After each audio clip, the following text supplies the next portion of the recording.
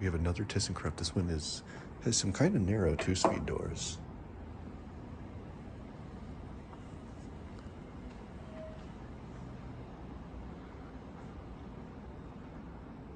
There's even another elevator over there, so I'll film that one next.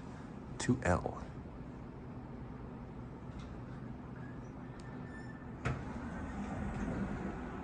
It's kind of small, at least for a newer elevator.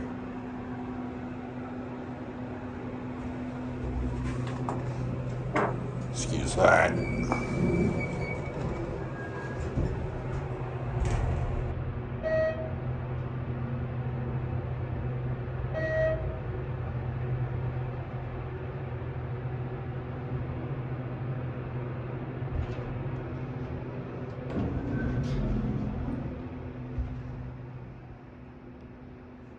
This place is massive.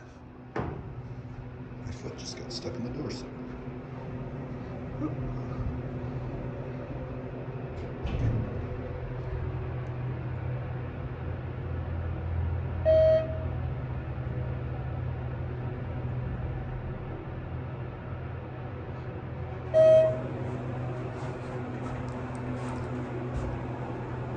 Kind of a narrow door.